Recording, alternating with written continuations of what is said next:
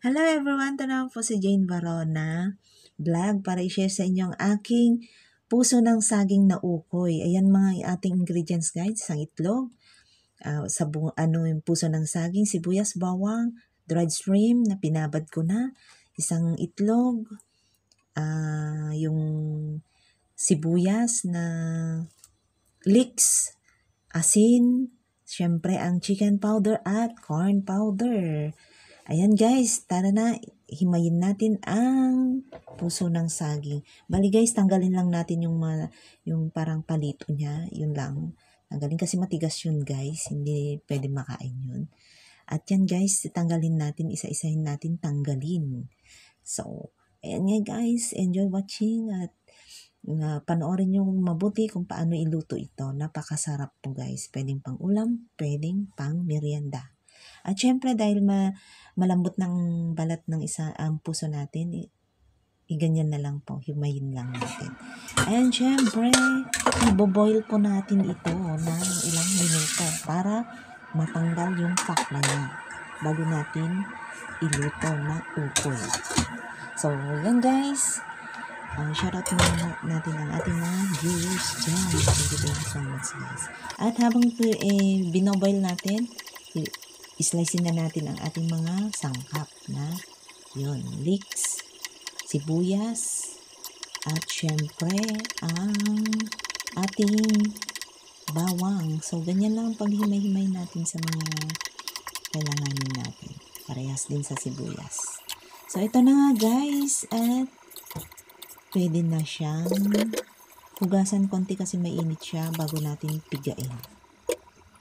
Ayan. In case ilagay natin sa malamig na tubig. So, alam nyo guys kung bakit natin pinipiga. Kasi para matanggal yung pakla niya. Kasi mayroong mga puso ng saging na mapakla. Kahit iluluto mo na yan. So, ito na guys. Siyempre, islicein natin ng maliliit ang ating dried shrimp. Pwede rin po kayo maglagay ng, ano ba yung tawag doon? Yung hipon na maliliit. Pwede rin po. Pero kaso wala sa atin, kaya yan na lang. So, ito na guys, i-mix na natin ang ating mga sangkap ng ating puso ng saging. Ukoy na puso ng saging. So, yan, lagay natin ang asin, syempre, ang chicken powder at ang ating cornstarch. Pwede rin po kayo maglagay ng harina at cornstarch, pwede po. At syempre, ang isang itlog. So, ayan guys, halo-haluin lang. Halo-haluin lang na ganyan. Yan. Hanggat lahat-lahat mix. Yan. Mix ng aking salita. So, ganyan lang siya guys. Napakadali pong gawin. Pwede rin po kayong maglagay ng paminta or magic sarap. Depende sa inyo kung ano yung gusto nyong lasa. Kasi hindi ko siya inalat kasi yung sausawan pa natin. So, ayan na guys. Start na tayo magprito. So, syempre, painitin natin ang kawali at lagyan ng mantika. So, pag mainit ng ating mantika, syempre, lagay na natin ang ating puso ng saging. Yan, puso ng saging. Ukoy na puso ng saging. Yan, thank you nga pala sa nagbigay ng ating puso ng saging from Philippines. Lang iba kundi si Sis Aichel Vlog. Yan, subscribe nyo din po siya guys. Yan, galing pa ng Pinas yung puso natin guys.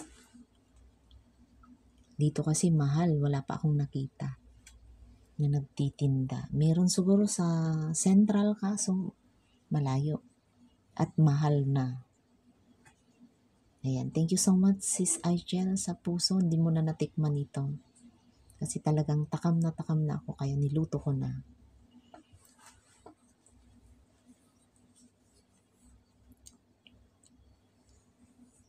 Yan nga guys, antayin natin habang antayin natin pag yung side na is brown na siya. Yung talagang crispy na siya.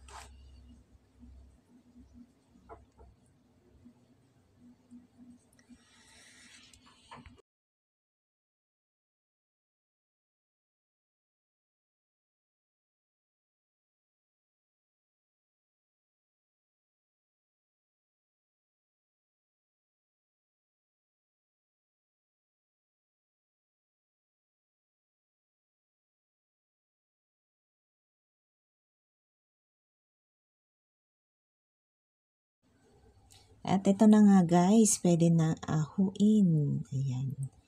Tain natin. Masarap yung crispy. Ayan. Hindi malakas yung apoy niya guys ha. Ganyan. Ay slow, ano lang siya. Low fire lang po guys ha. Hindi siya malakas para hindi siya masunog agad. Ayan. So yung paglalagyan natin guys ay lagyan natin ng tissue para masagipsip niya yung mantika.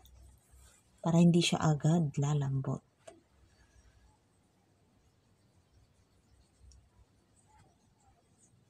Okay, yan na guys. Malapit na tayong matapos sa ating puso ng saging na ukoy.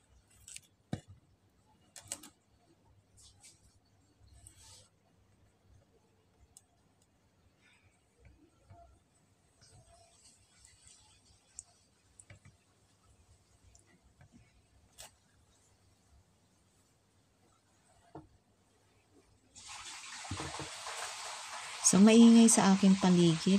Umuulan ata.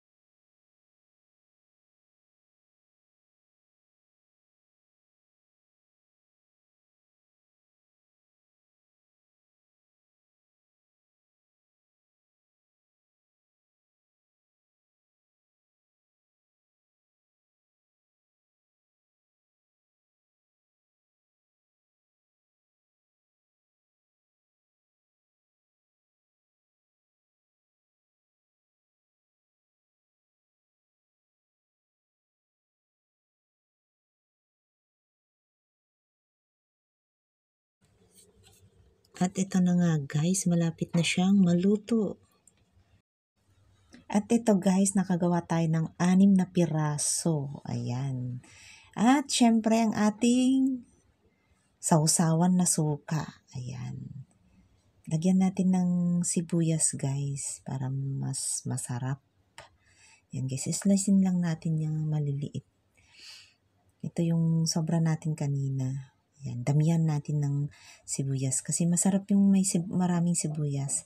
At kapag gagawa po kayo ng sausawan na suka na ganito, pwede lagyan ng cucumber, slicein. Pero wala ako kaya ganyan na lang siya. So ayan, lagay natin. At syempre, ang ating sili. Ito na bang ating sili? Yan. Di mawawala yan kasi masarap kapag maanghang ang ating sausawan. So, ayan. Dahil wala tayong sukang iba, so gagamit na lang tayo ng parang pang sushi ba yun. So, lagyan din natin ng paminta guys. Kasi masarap pag may paminta. And yan. At konting asin at asukal muna. Yan. Asukal. Konti lang siya para mga sarap siya. At asin. Yun. At syempre ang ating suka. Kahit ano pong suka. Ayan. Wow, sarap na. So, ayan na guys ang ating sausawan. And syempre, titikman na natin. Na lang guys. Thank you po sa inyong panonood. Bye-bye!